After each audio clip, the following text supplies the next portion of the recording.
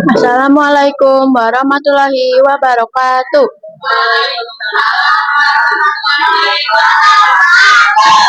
Selamat siang semuanya. Yang saya hormati Bu Rika Rahmawati dan teman-teman yang saya banggakan.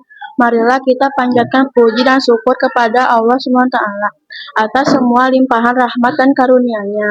Perkenalkan, nama saya Aga. Kali ini saya akan berpidato tentang kalimat thayyibah taji.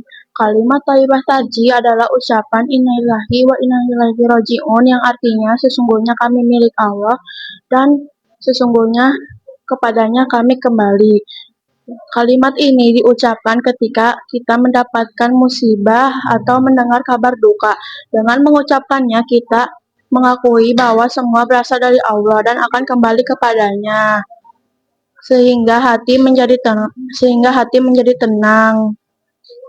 Waktu yang tepat untuk mengucapkan kalimat thayyibah taji ketika mendapatkan musibah besar maupun kecil seperti nenek kakek meninggal dunia dan terjadi bencana alam. Sekian dari saya, mohon maaf apabila ada kekurangan atau ketidaksempurnaannya. Wassalamualaikum warahmatullahi wabarakatuh. Assalamualaikum warahmatullahi wabarakatuh. Perkenalkan, nama saya Lutfan dari kelas 6 Albiruni. Yang saya hormati Ibu Rika Rahmawati sebagai wali kelas dan teman-teman yang saya banggakan. Di sini saya akan berpidato tentang cara memperlakukan barang temuan. Pengertian lukota. Kata lukota artinya barang temuan. Adapun menurut istilah lukota artinya barang yang ditemukan di suatu tempat tanpa tidak diketahui siapa pemiliknya. Kewajiban orang yang menemukan barang temuan. 1. Wajib mengembalikan barang temuan kepada pemiliknya. 2. Wajib menyimpan barang temuan dengan baik. 3. Rukun dan syarat lukota. Orang yang mengambil barang temuan disebut multak. 2. Barang yang ditemukan disebut multaqo. Sekian dari pidato dari saya. Jika ada salah mohon dimaafkan. Terima kasih telah mendengarkan pidato sampai akhir. Wassalamualaikum warahmatullahi wabarakatuh. Assalamualaikum warahmatullahi wabarakatuh. Yang saya hormati Bu Rika Rahmawati sebagai wali kelas 6 Albiruni dan teman-teman yang saya banggakan, saya akan berpidato tentang hadis menyayangi hewan. Menyayangi hewan adalah akhlak mulia dalam Islam. Rasulullah Shallallahu Alaihi Wasallam mengajarkan kita untuk berperilaku baik kepada hewan. Contohnya memberi makan dan minum. Seperti kucing yang ada di rumah kita dan burung yang terbang di atas awan adalah makhluk ciptaan Allah Subhanahu Wa Taala. Sebagai makhluk ciptaan Allah Subhanahu Wa Taala, kita wajib menyayangi mereka. Sebagai faktor berikut yang sangat penting. Hewan juga makhluk Allah, perintah agama, dan meneladani Rasulullah Shallallahu Alaihi Wasallam. Bagaimana cara menyayangi hewan? Sangat mudah. Berikut contohnya: memberinya makan dan minum, mengobatinya saat sakit, tidak membebani di luar kemampuannya, tidak menyiksanya. Sekian sambutan dari saya. Mohon maaf bila ada kesalahan saat berpidato. Wassalamualaikum warahmatullahi wabarakatuh. Assalamualaikum warahmatullahi wabarakatuh.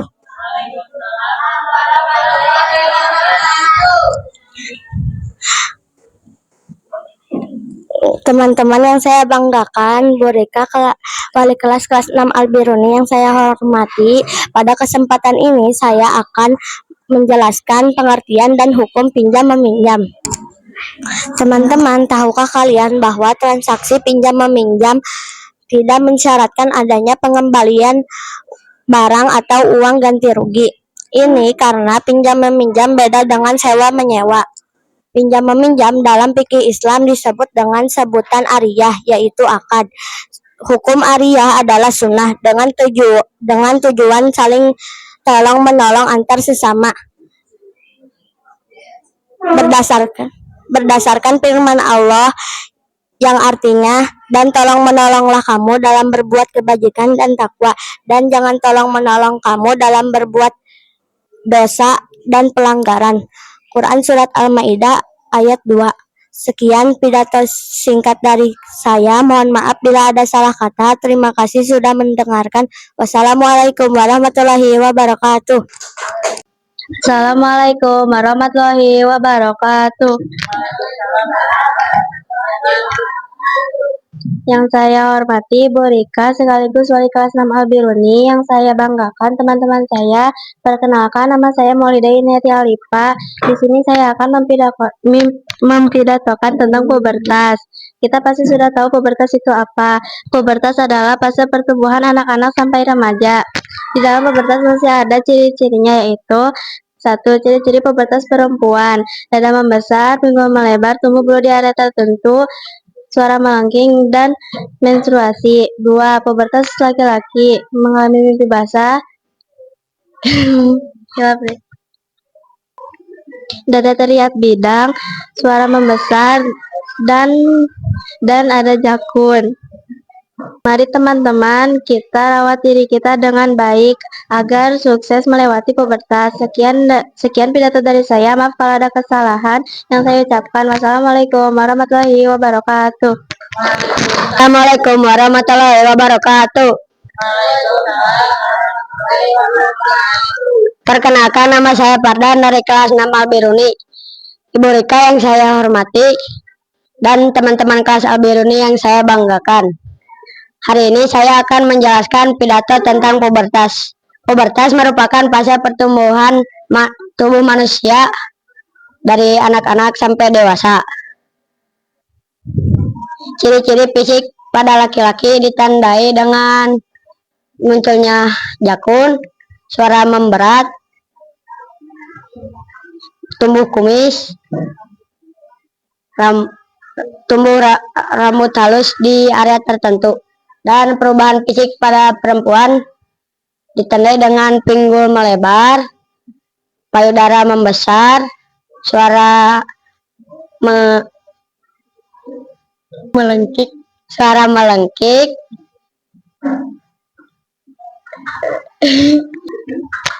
Pubertas pada laki-laki ditandai dengan mimpi basah, dan pubertas pada perempuan ditandai dengan menstruasi. Agar kita sukses dalam masa pubertas ini, maka kita selalu bertanya kepada orang tua atau orang yang lebih paham. Sekian dari saya, semoga bermanfaat. Apabila ada kesalahan, mohon dimaafkan dan dimaklumi. Assalamualaikum warahmatullahi wabarakatuh. Assalamualaikum warahmatullahi wabarakatuh. Selamat siang Ibu Rika dan teman-teman saya yang saya banggakan. Marilah kita panjatkan puji syukur kepada Allah Subhanahu wa Ta'ala atas semua limpahan rahmat dan karunia-Nya. Perkenalkan, nama saya Hasla. Izinkan saya berpidato tentang kalimat tarjih. Kalimat tarjih adalah ucapan innalillahi wa inna ilaihi raji'un, yang artinya sesungguhnya kami milik Allah dan sesungguhnya kepadanya kami kembali. Kalimat tarjih diucapkan ketika mendapatkan musibah dan mendengar kabar duka. Contoh musibah yang dianjurkan mengucapkan kalimat tarjih. Musibah besar: 1. Mendengar meninggal nenek atau kakek. 2. Terjadi bencana alam. Musibah ringan: 1. Terjatuh dari sepeda. 2. Kehilangan uang jajan. 3. Mendengar kabar duka. Hikmah mengucapkan kalimat tarjih: 1. Hati menjadi lebih tenang. 2. Menghindari putus asa. 3. Mendapatkan pahala. Mohon maaf bila ada salah kata. Wassalamualaikum warahmatullahi wabarakatuh. Assalamualaikum warahmatullahi wabarakatuh.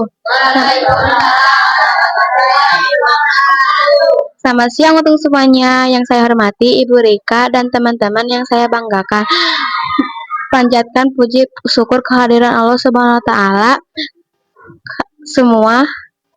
karena semua limpah rahmat dan karunia. Perkenalkan, nama saya Fajila Tiffany Putri. Kali ini saya akan berpidato tentang surat Ad-Duha. Kalian tahu gak surat Ad-Duha surat keberapa? Surat Ad-Duha surat ke-93 dan tergolong surat Makkiyah. diturunkan setelah surat Al-Fajr. Asbabun nuzul, sebab turunnya surat Ad-Duha. Sebab turunnya surat Ad-Duha berkaitan dengan peristiwa berhentinya wahyu kepada Nabi Muhammad SAW. Hikmah surat Ad-Duha wajib untuk selalu mensyukuri nikmat dari Allah Subhanahu wa taala. Mensyukuri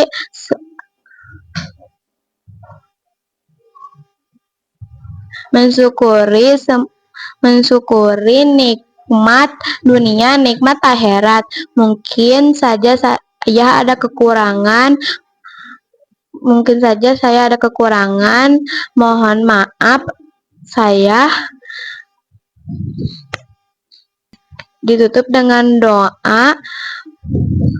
Wassalamualaikum warahmatullahi wabarakatuh. Waalaikumsalam warahmatullahi wabarakatuh. Yang saya hormati Ibu Rika sebagai wali kelas dan teman-teman saya yang saya banggakan. Perkenalkan, nama saya Ajika Dini Aulia. Pada kesempatan kali ini, marilah kita panjatkan puji serta syukur atas kehadirat Allah Subhanahu wa taala yang telah melimpahkan rahmat dan karunia-Nya sehingga kita bisa berkumpul pada hari ini. Saya akan berpidato tentang Quran surat Al-Insyirah. Pernahkah kalian membaca atau mendengar Quran surat Al-Insyirah? Quran surat ini merupakan surat ke-94 dalam Al-Quran dan tergolong surat Makkiyah yang terdiri dari 8 ayat. Surat Al-Insyirah merupakan surat dukungan dan atau dorongan dari Allah Subhanahu wa taala terhadap perjuangan Nabi Muhammad. Surat ini mempunyai nama lain Al-Nasrah. Surat ini juga merupakan surat penyemangat dari Allah dan untuk kita semua. Inti kandungan surat tersebut adalah 1. Mengingat pertolongan Allah. 2. Janji datangnya kemudahan. 3. Petunjuk untuk terus berusaha. Sekian pidato singkat dari saya. Mohon maaf bila ada kekurangan atau kesalahan kata. Akhir kata saya ucapkan wabillahi taufiq wal hidayah. Wassalamualaikum warahmatullahi wabarakatuh. Waalaikumsalam warahmatullahi wabarakatuh. Ibu guru yang saya hormati dan teman-teman yang saya banggakan. Pertama-tama mari kita panjatkan puji dan syukur kehadirat Allah SWT atas semua limpahan rahmat dan karunia-Nya serta sehingga kita bisa berkumpul hari ini. Hari ini saya akan berpidato tentang menghindari gasab. Apa itu gasab? Gasab adalah perilaku mengambil atau memakai barang orang lain tanpa sepengetahuan atau izin dari pemiliknya, meskipun ada niat untuk mengembalikannya. Contoh perbuatan gasab yang sering terjadi di sekolah adalah 1. Memakai pulpen, pensil, atau penghapus tanpa seizin teman. 2. Memakai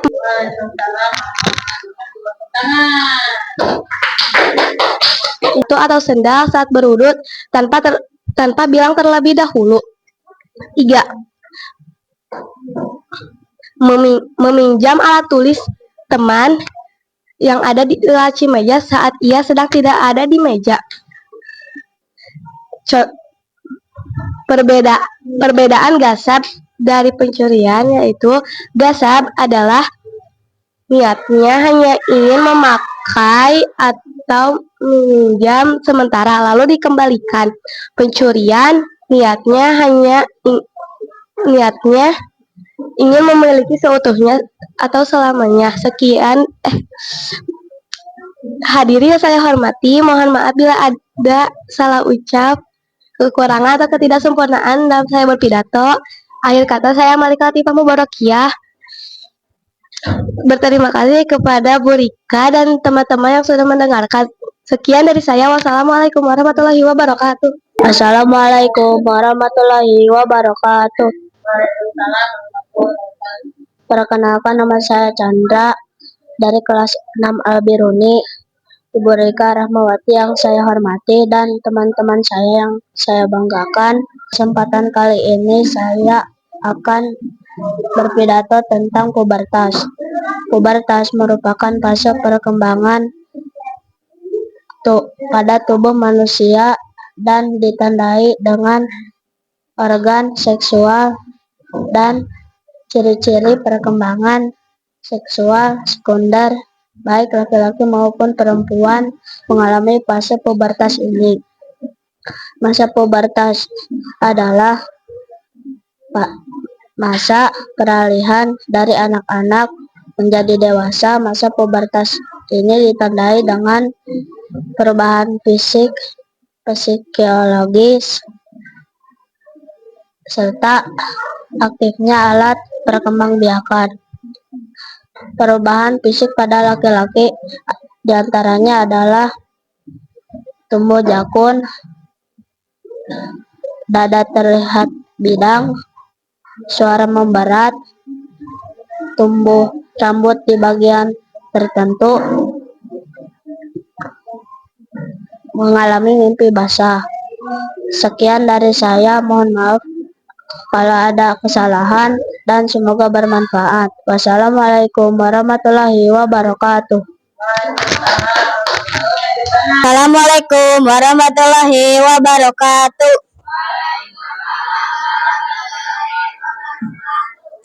Yang saya hormati Bu Rika Rahmawati dan teman-teman saya yang banggakan, kali ini saya akan berpidato tentang lukothah. Teman-teman, kalian tahu gak arti dari kata lukothah?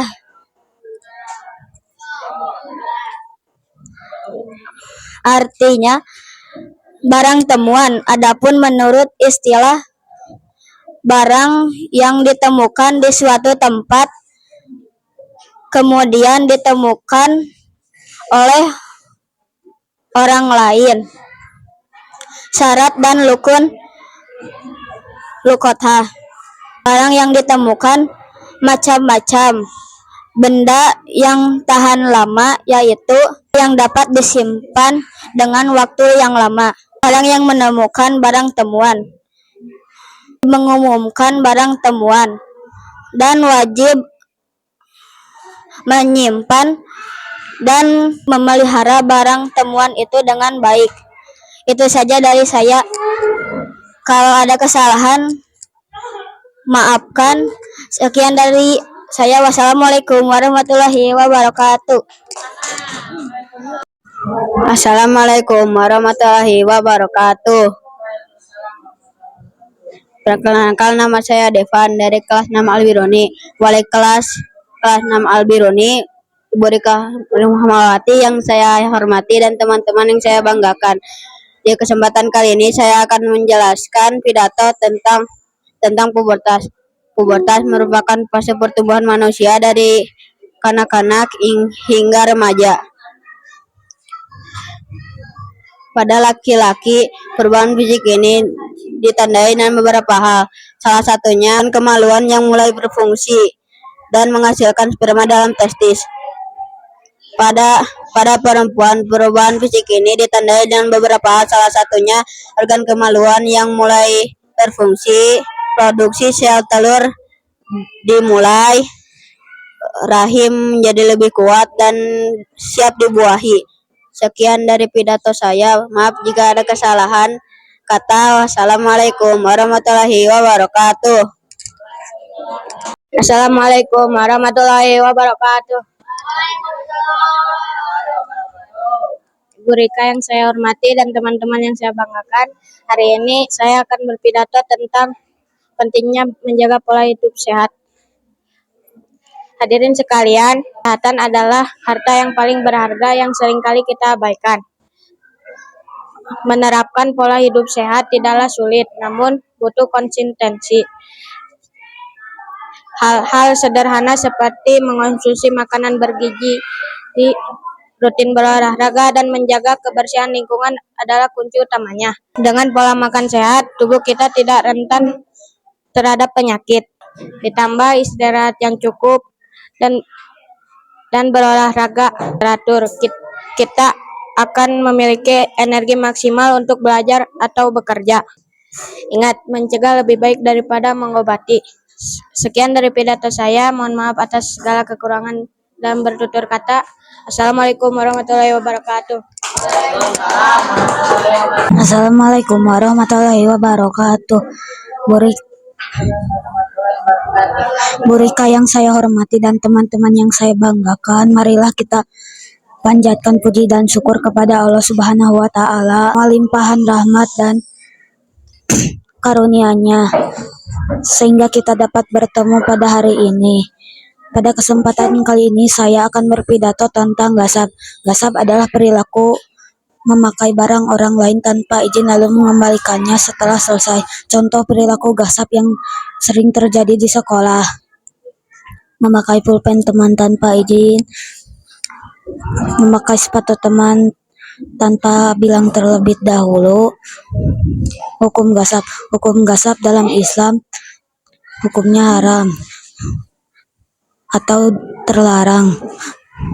Perbuatan ini dianggap buruk karena beberapa alasan berikut: melanggar hak orang lain, merusak kepercayaan, perbuatan tidak adil. Cara menghindari gasab. Agar kita terhindar dari dosa akibat dari gasab, ada beberapa cara yang bisa kita lakukan. Selalu meminta izin, menghargai hak orang lain, membawa apa yang kita butuhkan. Hadirin yang saya hormati, mohon maaf bila ada kesalahan dan kekurangan. Warahmatullahi wabarakatuh. Maka namanya senang kas nama Abiyuni. Tama-tama saya hormati Ibu Ika Umatnyati, teman-teman saya membanggakan, saya Injitan, saya menyampaikan pidato tentang keutamaan bulan Ramadan. 1. Pintu surga lebar-lebarnya. 2. Pintu neraka ditutup bulan Ramadan. 3. Pahala buat Ramadan lipat tenagakan. Jadi teman-teman, kita pahamkan bulan Ramadan hari ini menamakan nama mereka dari saya. Assalamualaikum warahmatullahi wabarakatuh. Assalamualaikum warahmatullahi wabarakatuh. Selamat siang semuanya. Perkenalkan, nama saya Fatma. Ibu Rika yang saya hormati dan teman-teman yang saya banggakan, mari kita panjatkan puji dan syukur kepada Allah Subhanahu wa taala. Hari ini saya akan berpidato tentang masa pubertas. Masa pubertas adalah masa peralihan dari anak-anak ke dewasa. Masa pubertas ditandai dengan perubahan fisik, psikologi, serta aktifnya alat perkembangbiakan. Perubahan fisik pada laki-laki yaitu dada terlihat bidang, suara memberat, terlihat benjolan pada area sekitar leher atau jakun, mengalami mimpi basah, dan perubahan fisik pada perempuan yaitu mengalami menstruasi, payudara membesar, pinggul melebar, meningkatnya emosi. Setelah kita tahu ciri-ciri pubertas, mari kita jaga dan rawat diri kita dengan baik. Sekian pidato dari saya. Mohon maaf jika ada kekurangan atau salah kata. Terima kasih. Wassalamualaikum warahmatullahi wabarakatuh. Warahmatullahi wabarakatuh. Perkenalkan, nama saya Ayu. Ibu Rika yang saya hormati dan teman-teman yang saya banggakan, mari kita awali dengan baca bismillah. Bismillahirrahmanirrahim. Dan marilah kita panjatkan puji syukur kepada Allah Subhanahu wa taala sehingga kita dapat berkumpul kembali di sini. Pernahkah kalian mendengarkan surat Ad-Duha? Surat Ad-Duha menjelaskan bahwa Allah Subhanahu wa taala senantiasa menjaga dan melindungi Nabi Muhammad SAW. Surat Ad-Duha tergolong surat Makkiyah dan terdiri dari 11 ayat. Surat Ad-Duha surat ke-93 dalam Al-Qur'an. Sebab-sebab turunnya surat Ad-Duha. Sebab turunnya surat Ad-Duha adalah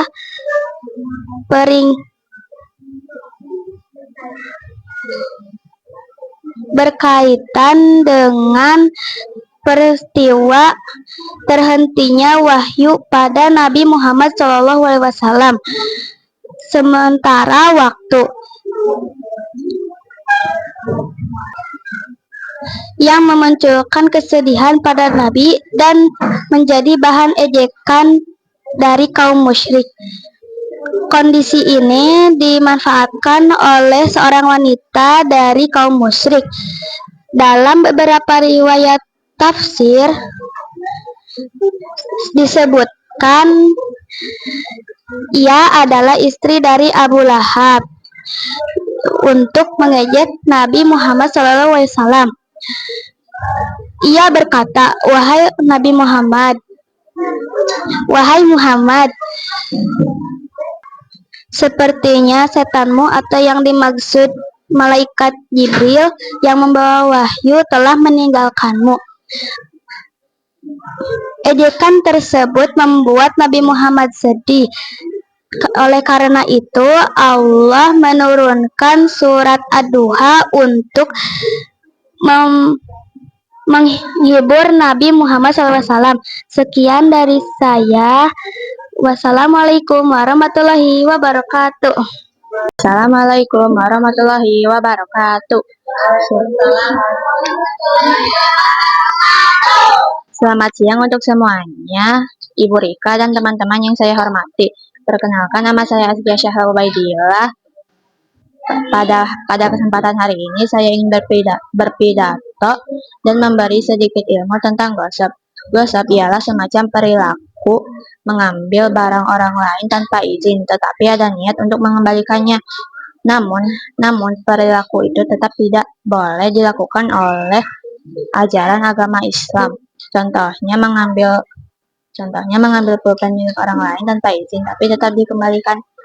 Gosip dan mencuri itu tidak sama, walau sama-sama mengambil barang orang lain, tetapi perbedaan utamanya terletak pada niat. Gosip memiliki niat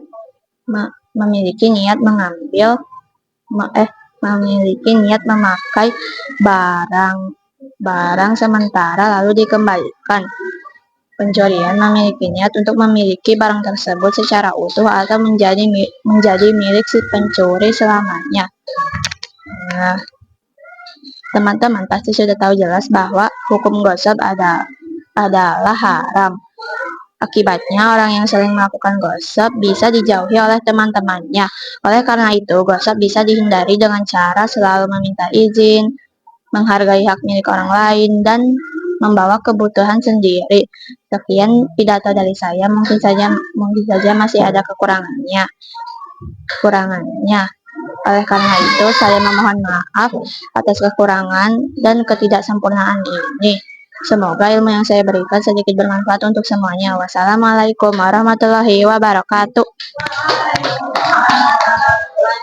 Memunculkan kesedihan pada Nabi dan menjadi bahan ejekan dari kaum musyrik. Kondisi ini dimanfaatkan oleh seorang wanita dari kaum musyrik. Dalam beberapa riwayat tafsir disebutkan ia adalah istri dari Abu Lahab untuk mengejek Nabi Muhammad SAW. Ia berkata, wahai Muhammad, sepertinya setanmu atau yang dimaksud malaikat Jibril yang membawa wahyu telah meninggalkanmu. Ejekan tersebut membuat Nabi Muhammad sedih. Oleh karena itu, Allah menurunkan surat Ad-Duha untuk menghibur Nabi Muhammad SAW. Sekian dari saya. Wassalamualaikum warahmatullahi wabarakatuh.